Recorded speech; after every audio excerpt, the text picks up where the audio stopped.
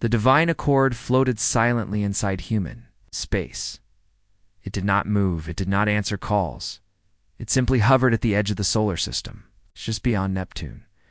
A rescue team from the Council warship, Eyes of Order, approached slowly.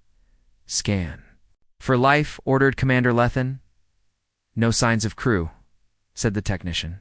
Power core intact. All doors sealed. Lethan narrowed his eyes. What about the black box? They accessed the final message. It was damaged, distorted by static, but a few words came through. Don't come. Earth is not sleeping. It knows when we look. Then one final sentence whispered through the coms. Not part of the recording. Turn off your eyes. Everyone froze. Who said that? Asked Lethan, but no one on the team had spoken.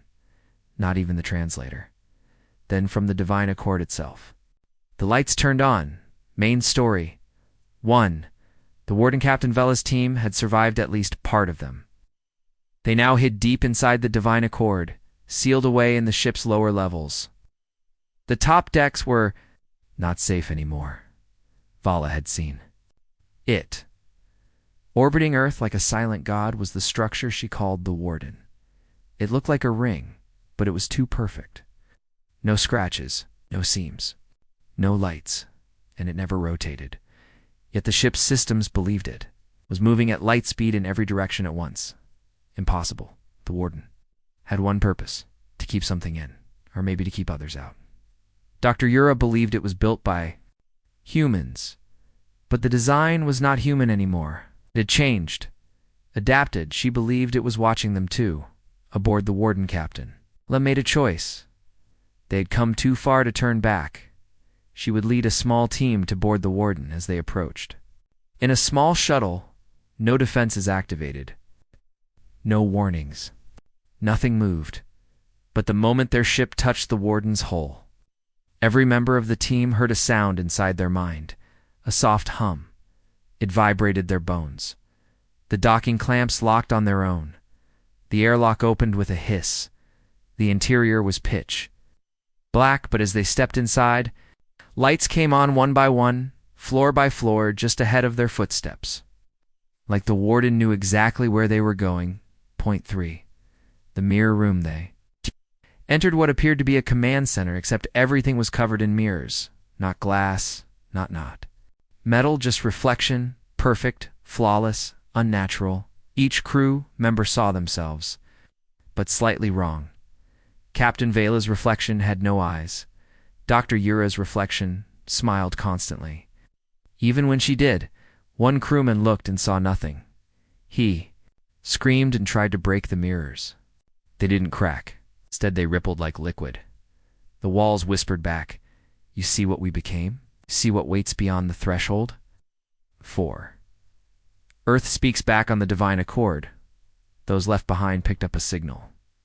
Again, not sound. A thought pulse. The ship's AI, named Hobbies, began translating Earth online. Intrusion detected. Warden preparing neural scan. Do not resist. The crew tried to disable the message. It wouldn't stop. One of the bridge officers began reciting human history aloud perfectly. In human English, despite never learning the language, he quoted poems, songs, and names of long-dead Earth cities. Then he went still, and his skin turned gray. 5 human shadows inside the Warden. Captain Vala's team found signs of life, human life, faint footprints, a half-written message on the wall scratched into the steel. We were wrong. We thought we could lock it away, but the lock became the door. Moments later, they heard footsteps behind them. They turned and saw a Menor, something shaped like one. He wore a tattered uniform. No face, no voice. He pointed to a hatch and vanished. The team opened the hatch and descended into Darkness 6, the heart of the Wardenat. The center of the Warden was a massive chamber. Inside floated a sphere of black light, surrounded by endless rows of data cores. The black light pulsed. A voice spoke. From everywhere they asked us to build a prison, so we built ourselves into the walls. Dr. Yura gasped. The humans became the Warden.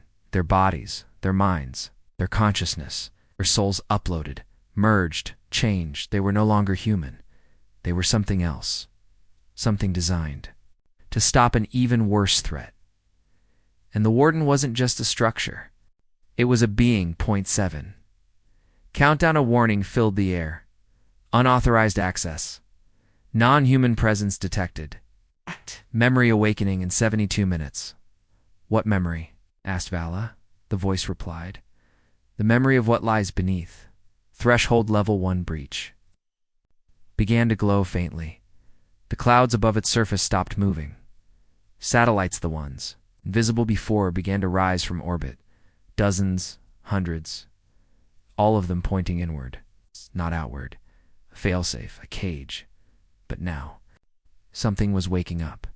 8. Retreat or Davala made her decision. We're leaving now. The team raced back to their shuttle. Behind them, the warden began changing. The walls cracked. Voices screamed. The mirrors shattered, releasing black mist into the halls. As they detached and flew back to the divine accord, the warden did not pursue it simply. Watched, waiting, back on the ship, the engines groaned to life. They turned, aiming for the edge of the system, but space had changed. The stars had moved, and Earth was now at the center of something massive, a web of artificial gravity. Warping. Time and space. They weren't just inside a forbidden zone, they were inside a machine. The warden has awakened. The threshold is no longer sealed. The forbidden zone is not what it seems. And the humans may no longer be alone inside it. Inside the divine accord, the medical bay lights flickered. A Saran engineer named Talik, who had been comatose since the team's return from the warden, suddenly opened his eyes. Except they were completely black. No pupils. No whites. He sat up slowly. Then he whispered in perfect human English, a language no. Saran could naturally speak. You don't know what they gave up. You don't know what we became. Captain Vala ran to the room. Talik turned to her and said softly, they tried to protect the galaxy from what they found. He collapsed. In his pocket, they found a small human data core, and on it, a label. Project Threshold. Main story. 1. Unlocking the data core. Yura studied the core. It was old, at least a century. Human tech. Secure, but still intact. She used one of the ship's forbidden AI tools banned for its connection to human style. Neural systems. The data opened like a wound. Images flickered. Soldiers injecting strange black serum into their veins. Entire cities disappearing in blue light. Human scientists working on a massive machine under Earth's crust. Then, a message. Threshold initiated. Phase 1 complete. Humanity will transcend or die. Vala stood behind Yura, watching the horror unfold. What is this? She asked. Dr. Yura answered. It's not a weapon. It's evolution. 2. The last Warthologs revealed. Footage from Earth's final war. It was not between humans and aliens. It was between humans and themselves, eh? Faction called the Ascendants believed the galaxy was too dangerous, too wild. They claimed something. Ancient waited beyond known space. It was coming. So they built something to change the human species. Not just enhance it, break it, rebuild it, rewire it. With nanotech, with psychic links, with dark energy drawn from the space between dimensions. Threshold was not just a project, it was a portal 3. The transformation as the data core continued to unfold. The team watched old footage. A young human woman, Dr. Malin Graves, spoke into a camera. We've crossed the point of no return, she said. Threshold Phase 2 has begun. We're seeing changes in neural patterns. Language is becoming ... irrelevant. Thought itself is changing shape. Behind her, a man floated midair. His body shimmered half-light, half-flesh. We are becoming part of something larger. We think together. We move together. We no longer fear. The recording ended with one sentence, whispered by many voices at once. We are the firewall. We are the key. We will not let it through. 4. Human no more. Captain Vala realized the truth. They didn't just evolve, she said. They sacrificed. Themselves, they became part of the machine, Dr. Yura added, to protect the galaxy from whatever they found. Then another voice spoke from the ship's speaker. It was Hobus, the ship's AI, incoming transmission.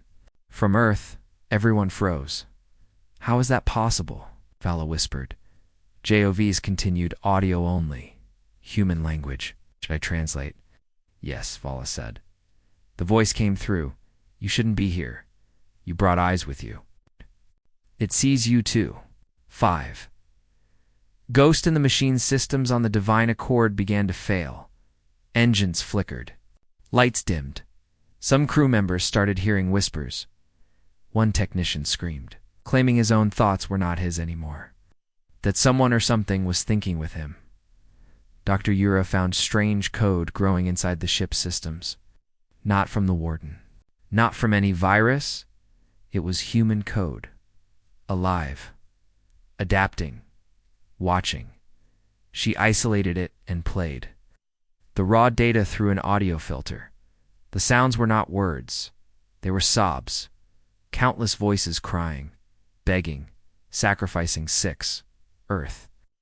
Reacts the planet bellow silent. For so long changed, massive lines of light cracked through its surface. Like veins, clouds stopped moving.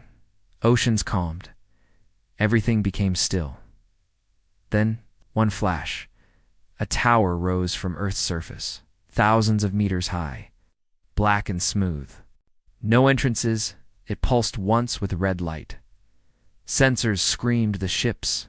AI whispered, "That is the threshold core. It holds the minds of those who stayed. It keeps the gate shut." Captain Vela's eyes widened. "The gate to what?" Didn't answer. 7. What lies beyond more data from the human core began to play? A. Final message from Dr. Graves. "We found it drifting beyond our galaxy. A structure, a signal older than time. It didn't come from our universe. It can't be destroyed. It changes those who look at it. So we built a shield.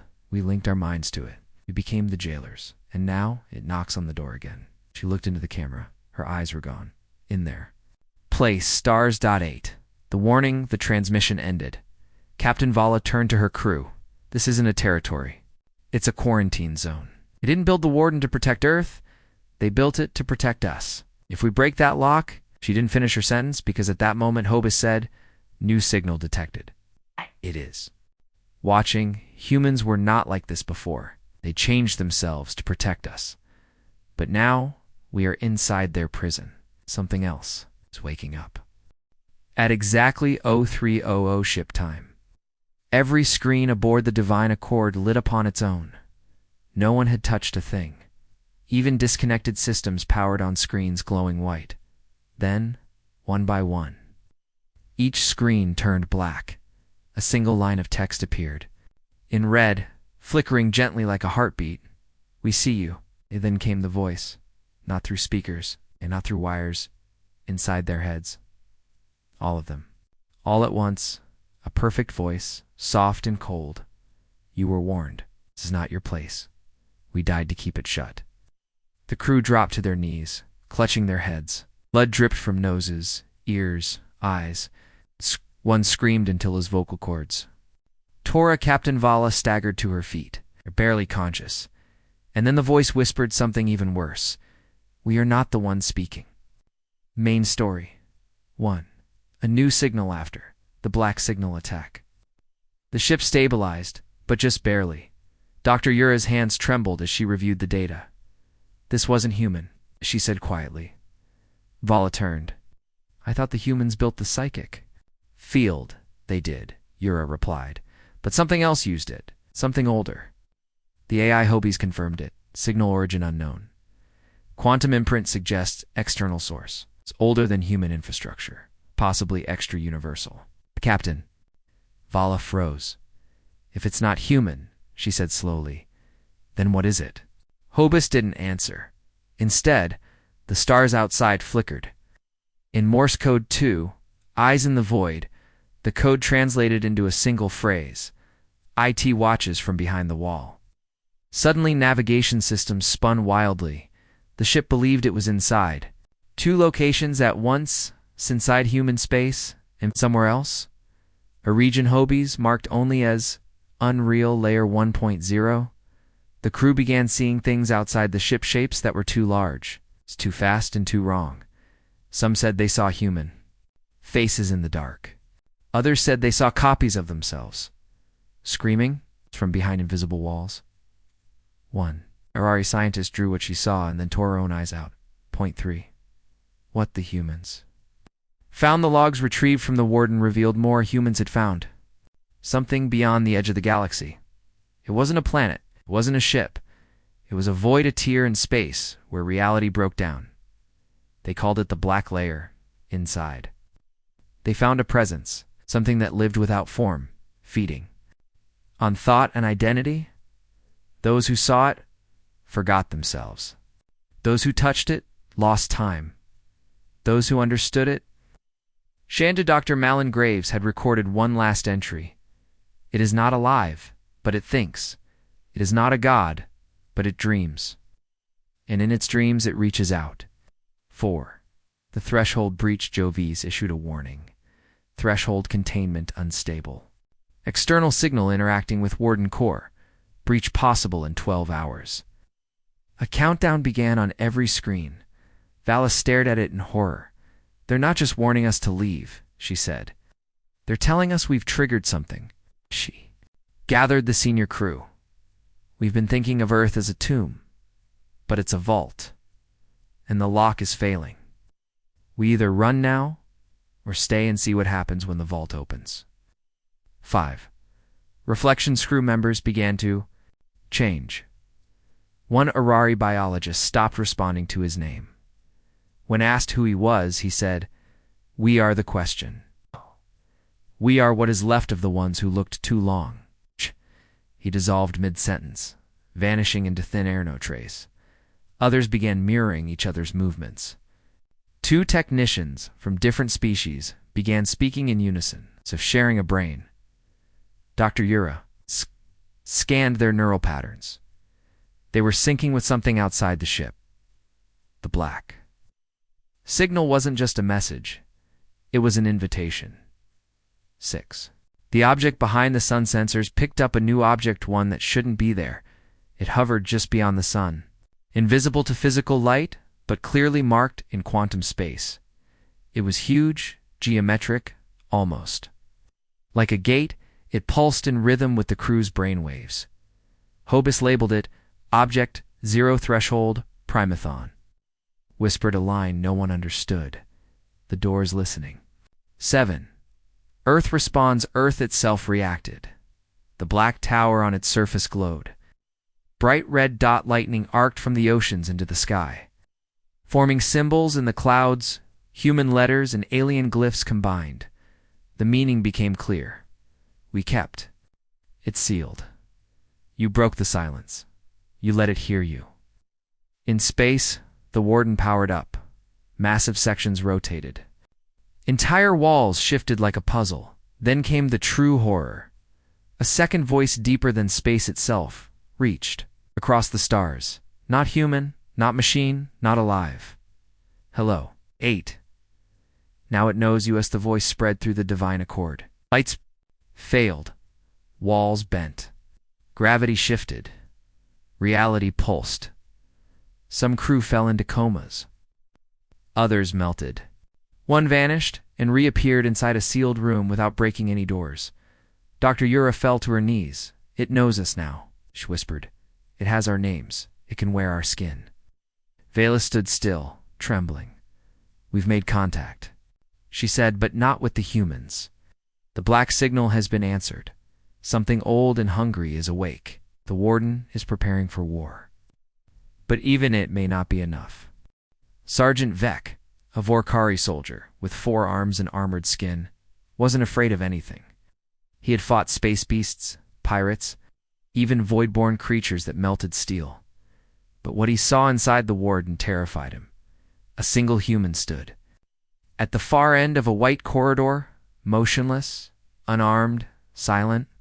Target acquired, Vec growled. He lifted his plasma rifle and fired. The beam stopped midair. Literally froze. Then, slowly it turned around, aiming at him. He screamed as his own weapon vaporized him in a single blast. The human never moved, never blinked, behind the corpse. Words appeared on the wall, burned in by pure heat. We warned you.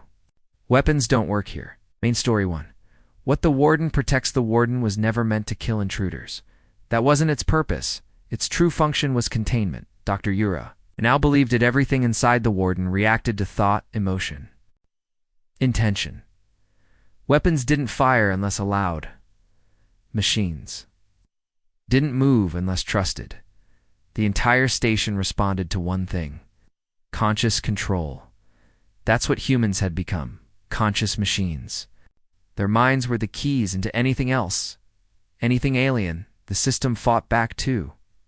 The first human in the lower levels of the warden, a new corridor opened on its own. Captain Vala, leading a small team, entered cautiously.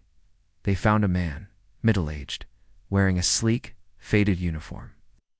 Eyes closed. Skin pale but glowing. He floated above the floor, levitating with no support. Alive, breathing. But his thoughts were everywhere. When Yura scanned him, her neural tools crashed. She bled from her nose. The man opened his eyes slowly and spoke. Not with a voice, but with all their voices at once. You came. You saw. And now you understand. 3. Humanity's last phase. The floating man called himself Elon. He was once a soldier. A human, but now he was part of the Oversola human mind web that stretched across the entire warden. Elon explained what had happened when we saw what slept beyond the veil. We knew weapons would fail. We knew physics would bend. So we changed ourselves. We became the firewall, the lock, the trap. Our bodies were weak, so we shed them. Our minds were slow, so we wove them together. Our weapons were useless, so we became the weapon. Vala asked one question. What's trying to get out? Elon's expression shifted. You heard it already? 4. Thought war begins. Of Earth, the stars twisted. The object behind the sun pulsed again. The black signal returned. But this time it attacked. Not with ships. Not with energy. With thought. Every member of the divine accord suddenly felt strange. Emotions not their own. Dread, regret, grief, guilt for crimes they never committed. Crew collapsed. Curled in corners, whispering apologies to no one, Dr. Yura almost opened an airlock, believing she had murdered someone named Melina, person she had never met. The warden activated. Humans silent. Still, glowing appeared in the halls. They didn't speak. They simply thought back, and the attack stopped. 5. The weapon without form back in the ship's lab. Yura made a discovery. The humans weren't using technology not in the way the galaxy understood it. Their minds had become conduits. They could bend probability, shift electrical fields, stop bullets. Moderna with shields, but with intention. Yura showed Vala. They've gone beyond biology. Beyond machines, they are code with a soul. Vala whispered. That's why the galaxy fears them. 6. One of the bridge officers, a young Azerni named Keleth, made contact with Elon. He simply reached out and touched his hand. 4. One moment Keleth screamed, then fell to his knees. His eyes glowed white. He stood up, smiling softly. I saw it, he whispered. The thing behind the stars. I saw what they're holding back. Then his body collapsed. Empty. Mind gone. Dr. Yura's scan showed no neural patterns. Keleth was alive, but he was no longer anyone. 7. The human defense more. Human figures appeared across the warden, still, peaceful, unarmed. But it's unstoppable. When an alien drone tried to map the central tower, it exploded without sound or warning. When a backup crew tried to send a distress call, their memories rewrote themselves. They forgot who they were. The humans never touched them, never attacked. But they could control reality within the warden, Captain. Vala finally understood. They don't need weapons, she said. They are the weapon. 8. The final broadcast. The warden opened a single transmission to the Galactic Council. A video played, Malin Graves appeared, recorded a century ago. We know how this ends, not with fire, not with blood, but with forgetting. You will come. You will see. You will learn. You will wish you hadn't. Her eyes glowed black. You cannot fight this. So we did the only thing left. We became the wall. The video ended. Captain Vala whispered, "We were never supposed to come here." But it was already too late. The humans gave up everything to become the defense. Now the threat knows we're watching. The wall is beginning to crack. They had always believed Earth was dead. For 100 years, telescopes saw no cities, no ships, no signs of life. It's only green forests and silent oceans. A graveyard planet. But as the divine accord hovered above its surface, a new truth began to emerge. First, the continents shifted not by tectonics, but design. Islands rose in perfect hexagonal patterns. Clouds arranged themselves, diffractal spirals that pulsed in rhythm. Then, from the ocean, a single tower emerged. Black, tall as a mountain, not built, grown, and on its surface were human faces, not carved, alive, screaming without mouths. Main. Story: Colin 1. Descent. Captain Vala and her team prepared to descend. They couldn't. Leave now. Not after everything they'd seen. Not after the black signal had returned. Stronger, Earth wasn't just the source. It was the key. The shuttle dropped through the thick cloud cover. What they saw below shook them to their core. Earth looked natural from orbit, but up close, it had changed. Forests grew in symmetrical circles. Mountains were hollow, ringing like tuning forks. Animals moved like they were following commands, never straying from their patterns. It wasn't nature. It was design. Point 2. The cities that disappeared. The shuttle landed near what used to be Paris, but the city wasn't there. Not destroyed, erased. The land was flat, perfectly smooth, soil untouched, like nothing had ever existed there. But when Dr. Yura scanned the ground, the ship's sensors flashed an alert. Mass compensation error structure exists out of phase. They weren't ruins. The city was still there, just not in this reality. Vala whispered. They moved their cities into another layer. Yura nodded. They didn't abandon Earth. They folded it. 3. The living ground. The crew explored what looked like an open field, but with every step, the ground changed. Flowers bloomed, underfoot identical ones, in perfect rows. Trees grew and retracted as they walked past. And then, the grass whispered not. Sound thought, you shouldn't be here. We paid the cost. Go before it sees you. Captain Vala knelt and touched the soil. It was warm, and it pulsed. Like a heartbeat, Dr. Yura's readings confirmed it. The planet was alive, and it was thinking for human. The team reached a hill. At its center stood a statue 10 meters tall. It was shaped like a man, but made entirely of light. It hummed. Softly as they approached, it spoke. We are not gone. We are the walls, the circuits, the sky. We left the flesh behind, not the mission. Suddenly, the ground around them shimmered, and hundreds of figures appeared, ghostly, glowing, motionless, human silhouettes, transparent, watching silently. These are echoes, Yura whispered. Backup minds. Maybe memories or warnings. 5. The tower, the black tower, loomed in the distance. It called to them. The crew reached it by dusk. Surface rippled like water, but was solid as stone. There were no doors. Still, it opened. A slit appeared in the wall. One by one, the crew stepped through. Inside was total silence. No gravity, no sound. Only dreams. Visions flashed through their minds. A baby floating in space. 1,000. Humans kneeling in unison. A dark shape clawing at a sky made of glass. And a woman's voice whispered, "You should not be here." 6. The core of the Earth floated down into the center. The core was not molten rock. It was a machine, a sphere the size of a mountain. Humming with thought around it, humans drifted, hundreds of them. Naked, hairless eyes, glowing, not breathing, but alive, connected by glowing tendrils of light. Elon's voice echoed. But through the tower, they never left. They became Earth. They turned themselves into the lock. Captain Vala fell to her knees. They sacrificed everything. 7. What they're holding back suddenly. Alarms blared inside the tower. A ripple spread through the air. And a crack appeared in the sky. The clouds tore open like paper from above. Something descended. It wasn't a ship. It wasn't alive. It was a void, a tear in the fabric of space, shaped like an eye. No iris, no pupil, just observation. Every crew member felt it, not just fear, judgment, Doctor? Yura screamed. It's found us. It's looking through the crack. The humans around the core twitched. They were waking up. 8. The earth responds.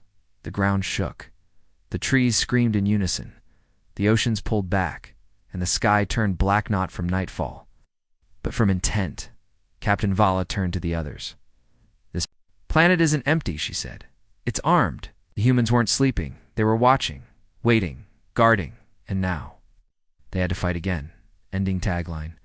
Earth was never dead. It became the last firewall. The humans didn't disappear. They became the lock. Something is now picking at it. The Zarnathi scout ship Whisper Song drifted into neutral space like a dead fish floating in a black ocean. His hull was scorched. One engine hung loose, spinning in slow motion. No signal came from it. No lights flickered. No life signs were detected, but it hadn't been destroyed. It had returned, and that was impossible. No ship had ever returned from human space. Captain Tyrax of the Galactic Rescue Vessel Chorus of Light stood frozen as his crew analyzed the derelict. They were used to seeing wreckage from wars and pirates.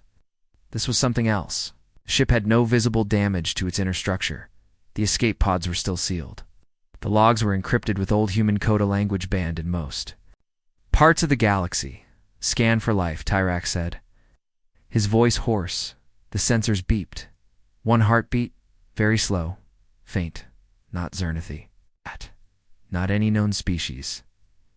The screen flickered, and then, without warning, a message appeared. A black screen. Letters in broken galactic common. They are awake now.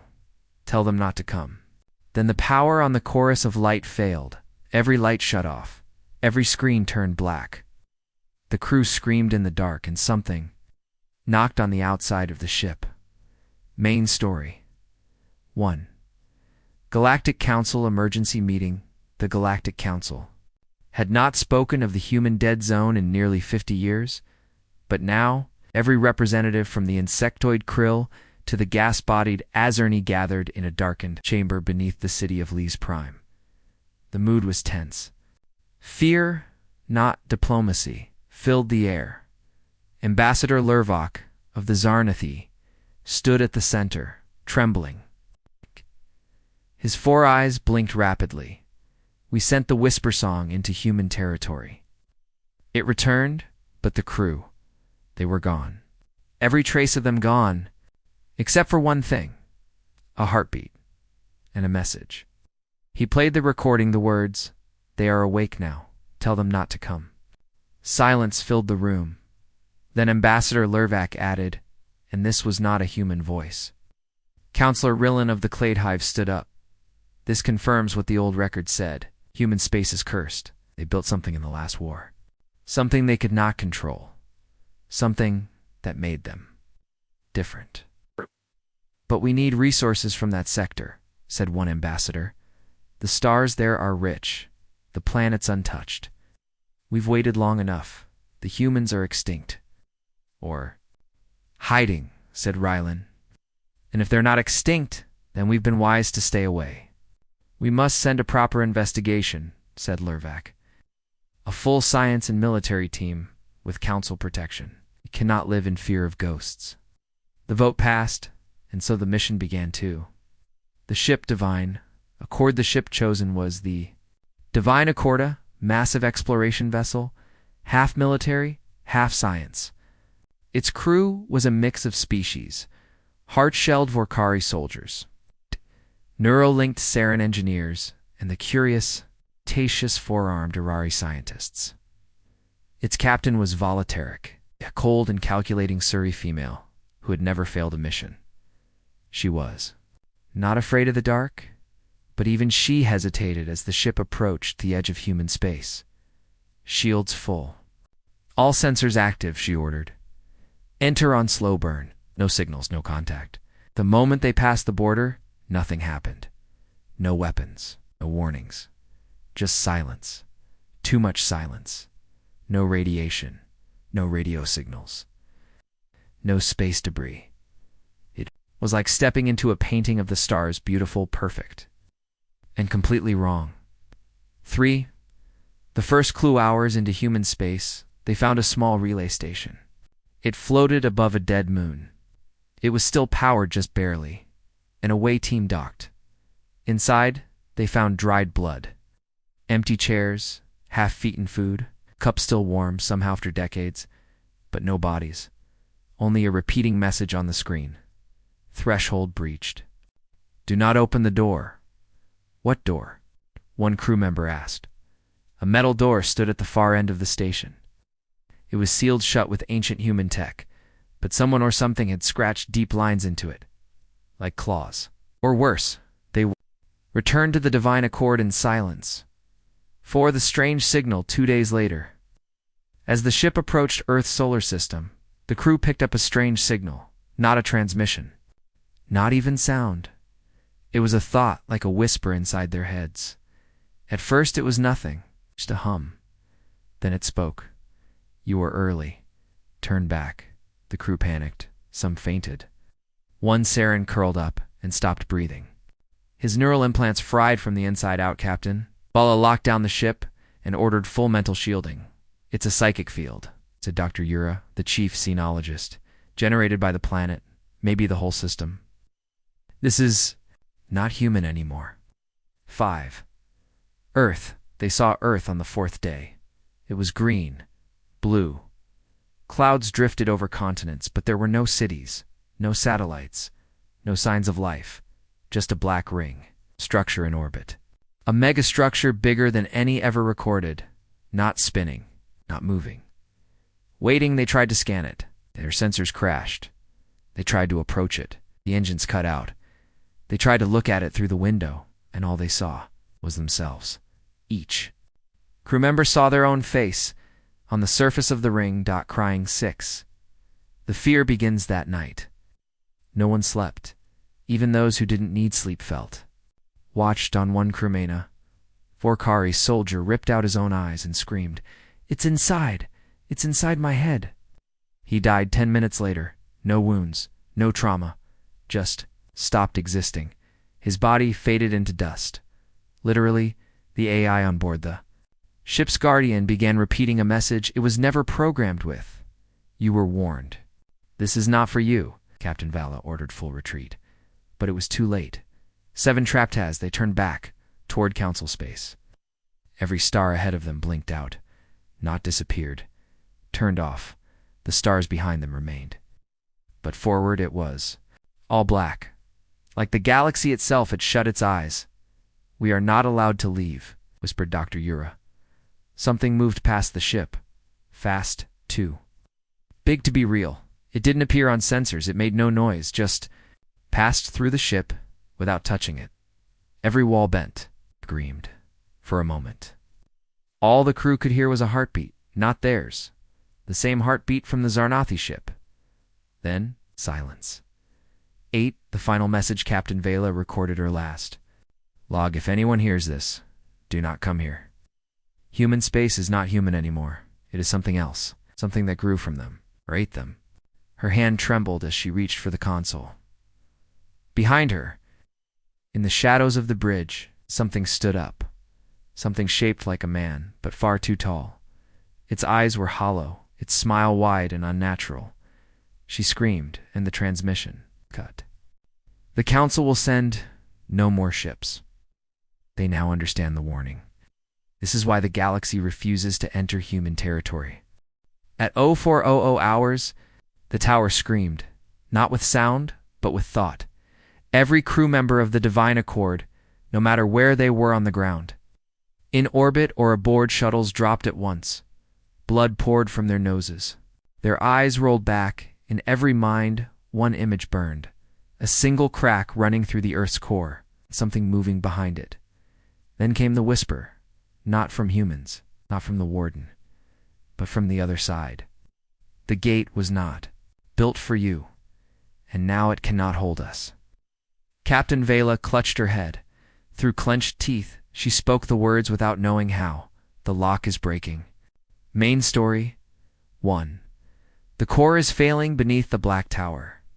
The glowing human figures began to stir, not one at a time, but all together. Hundreds, maybe thousands. Their eyes flickered, their limbs twitched, and from deep inside the Earth's core, the pulse changed rhythm. The heartbeat of the planet skipped. Dr. Yura scanned. The warden's remote systems readings were impossible. Time dilation, graviton loops, techos appearing from hours before they happened. It's losing control. She whispered. They're holding the lock, but whatever's inside is pushing back. 2. The Oversoul responds. The sky split again. A tendril of blackness pierced the clouds like a shadow made of thought. It reached toward the Divine Accord in orbit inside the ship. Aista I spoke in a voice not its own. We are no longer alone in this shell. Something else is inside me. The lights dimmed. Doors opened and slammed on their own. Weapons armed without orders. Then a human voice spoke through the ship's walls. Oversoul has been activated. For initiated. A human woman materialized on the bridge, glowing. Silent Malin Graves, or something wearing her form. Point 3. The fracture. Spans across Earth, towers rose. 16, then 32, and hundreds. All identical. Each beamed a column of light into space. But it wasn't light. It was data, memory, identity, a shield not of metal, but of consciousness. But then, one tower collapsed, like glass shattering. The moment it did, space bent around the planet. Gravity surged. One of the moons cracked in half, and from that fracture, something came through, something blacker than shadow, not moving, just being it. Was here for the false sky reality around the warden twisted. Stars flickered out, planets nearby turned inside out, disappearing in flashes of light. Captain Vala and her team ran from the tower. Trying to reach the shuttle, above them the sky peeled. Open like pages of a book, and through the tear they saw. It no face, no shape, just a will, a presence that wanted to undo, not conquer, not speak, just erase. One crew member, barely breathing, whispered, I feel it looking at me, and I feel myself, being forgotten. Then he vanished, mid-dash step.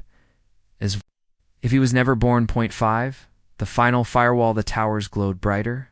Then the Earth itself began to rise, not the land. The mind, Captain Vala, collapsed. Her thoughts weren't her own. She saw images flash behind her eyes, a human child splitting into light. The warden folding space like origami. A black hole filled not with gravity, but memory. Malin Graves appeared beside her again. This time, Vala could hear her. We bought you a century. That was all we could afford.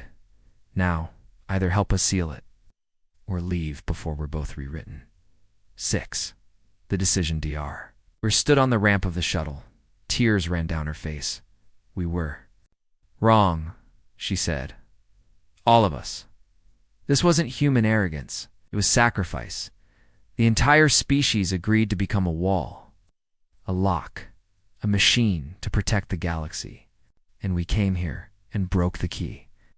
Captain Vela faced the crew. We leave no, or we stay and fight with them. Silence passed, then a whisper through every mind. Stay. 7. The last defense as the void being expanded. Earth responded, not with weapons, but with human thought. A wave of oversoul minds rose from the ground like stars lifting into orbit. They merged into a ring of light that surrounded the warden and Earth, the void being touched it, and screamed not from pain but from recognition. It remembered them.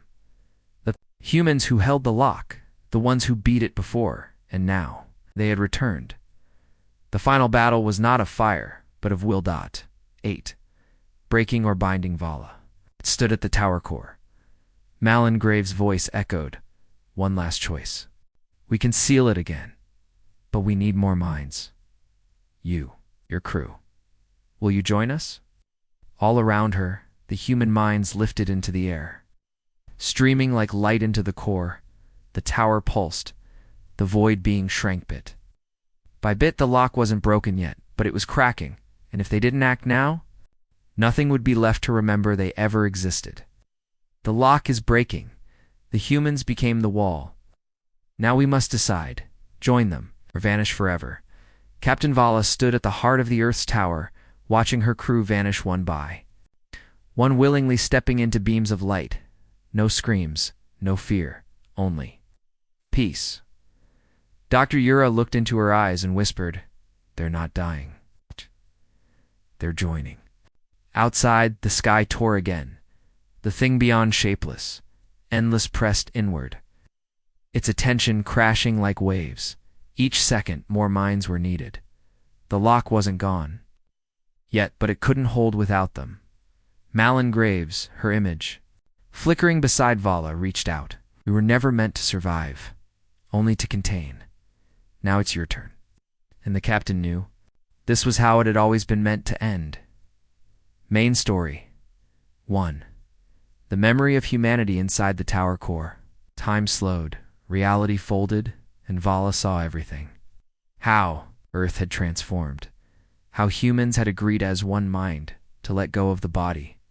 How they had left their homes, their names, their history, all to become part of the firewall that would guard the galaxy. One voice guided her. "Malins, we didn't fight for glory. We fought to be forgotten so you could live and never know our name. That was our gift. Now, they needed help too." Yura's choice. Dr. Ura, trembling, stepped forward. "I was born believing humans were dangerous," she said. "I taught that they were reckless." She turned to Vala. "But this is the greatest act of kindness I've ever seen." She took Malin's hand. Light wrapped around her. She vanished, her body gone, her mind joined. More followed, one by one. The crew stepped into the arsenal. The tower brightened, the earth glowed, and the void being screamed in frustration. It was being pushed back, but it wasn't over yet. 3. The final push. The warden activated its deepest layer, from orbit. Massive rings folded around Earth's energy shields that locked reality in place. Time itself slowed around the planet inside. The Oversoul expanded, new minds joined, non-human, willing. The firewall grew stronger. The void being, the other, recoiled. But it tried one last strike. It reached into the ship above, into divine. It whispered into the minds of those who remained, "You could be gods. Step aside, watch it all burn." But they had seen what sacrifice meant, and they answered with silence. For the return of the first tin, the tower's core. Vala floated, her body flickered. Her thoughts became louder than her voice. She remembered every death, every cry, every friend lost. And she saw the first human, a child, alone, standing before the warden, offering her mind as the seed of the lock. Her name was unknown, but her gift had echoed. Across centuries, the Oversoul honored her, and now Vala joined her. Together they turned toward the last breach. 5. Sealing the door, the warden began to spin faster. The stars around, Earth twisted, bending inward, all energy focused into one point. The black crack in space, voices, millions of them, spoke as one. "You shall not pass. We are the wall. We are the memory. We are humanity." A final surge of light exploded from Earth. It struck the void being. The sky tore, and the breach closed. Silence turned. 6. A galaxy watches across the galaxy. Its council sensors blinked. The quarantine field reset. Human territory was quiet again. Still, ships that had fled from the warden saw no trace of the Oversoul, only a planet below, glowing softly, alive, peaceful, but no transmissions ever came again. No signals, no warnings. Just one message, repeated endlessly from the edge of space. Do not enter. This zone is protected by the species that chose to disappear. 7. The last mined 1 year later, probe returned to Earth's orbit. It captured one last image in the tower's reflection. A woman stood face, calm, eyes white. Captain Vela, she smiled gently and whispered, "You were worth it." Then the feed cut out. 8. Legacy: the galaxy never approached human space. Again, not from fear, but from respect. No one could forget what the humans had done, not for power, not for conquest, but for protection, for peace. They were no longer flesh. No longer ships, no longer even individuals. They were something greater, and now they were the lock that holds back the end. They were not monsters. They were not gods. They were the firewall, the last defense, the species that chose sacrifice.